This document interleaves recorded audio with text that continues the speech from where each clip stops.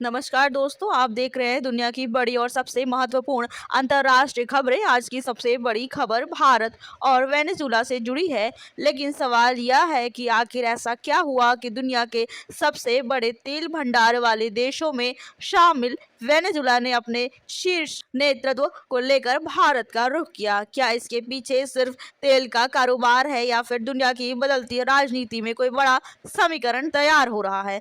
दरअसल वेनेजुला की कार्यवाहक राष्ट्रपति डेल्सी रोड्रिग्स भारत के दौरे पर पहुंच चुकी है। उनके साथ सिर्फ एक दो अधिकारी नहीं बल्कि विदेश मंत्री, वित्त मंत्री, विज्ञान और प्रौद्योगिक मंत्री, संचार मंत्री और परिवहन मंत्री समेत एक बड़ा प्रतिनिधि मंडल भी भारत आया है।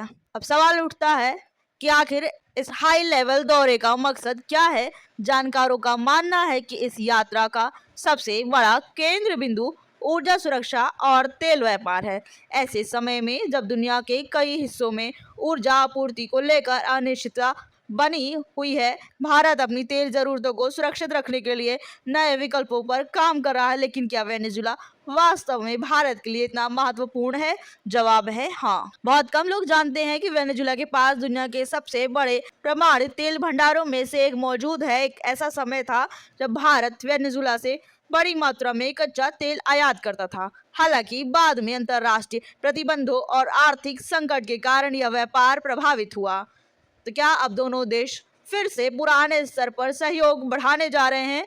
सूत्रों के अनुसार इस दौरे के दौरान तेल आपूर्ति बढ़ाने, ऊर्जा निवेश, रिफाइनरी सहयोग और दीर्घकालिक व्यापारिक साझेदारी जैसे मुद्दों पर गंभीर चर्चा हो सकती है। अब एक और बड़ा सवाल, क्या यह सिर्फ भारत और वेनेजुला की कहानी है या इसका पूरा असर पूरी दुनिया पर पड़ सकता है? विशेषज्ञों का मानना है कि यदि भारत अपने ऊर्जा स्रोतों को और विविध बनाता है तो इससे न केवल भारत की ऊर्जा सुरक्षा मजबूत होगी बल्कि वैश्विक तेल बाजार में भी संतुलन देखने को मिल सकता है। अपने दौरे के दौरान डेल्सी रोड्रिग्स भारत प्रधानमंत्री नरेंद्र मोदी के साथ अहम बैठक करेंगी। इन बैठकों में सिर्फ तेल ही नहीं बल्कि व्यापार, निवेश, स्वास्थ्य सेवाएं, फार्मा सेक्टर, परिवहन और नवीकरण ऊर्जा जैसे विषय भी शामिल रहेंगे।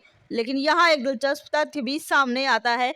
क्या आपको पता है कि डेल्सी रोड्रिग्स का भारत का पहला दौरा नहीं है? दरअसल वह इससे पहले भी कई बार भारत आ चुकी है। 2015 में विदेश मंत्री के रूप में और बाद के वर्षों में उपराष्ट्रपति के रूप में उन्होंने कई बार भारत का दौरा किया है। या उनका भारत का छठा दौरा माना जा रहा है, जो दोनों देशों के लगातार मजबूत होते संबंधों का संकेत देता है। अब सबसे बड़ा सवाल, क्या इस यात्रा के बाद भारत को तेल के मोर्चे पर कोई बड़ी राहत मिल सकती है? इसका जवाब आने वाले दिनों में होने वाली वार्ताओं और संभावित समझौतों से मिलेगा। लेकिन इतना तय है कि दुनिया की बदलती ऊर्जा राजनीति के बीच भारत और वेनेजुला की यह मुलाकात केवल एक औपचारिक कूटनीतिक यात्रा नहीं बल्कि आने वाले समय की बड़ी रणनीतिक साझेदारी की दिशा में एक महत्वपूर्ण कदम साबित हो सकती है। तो क्या भारत अपनी ऊर्जा सुरक्षा को एक नए स्तर पर ले जाने वाला है?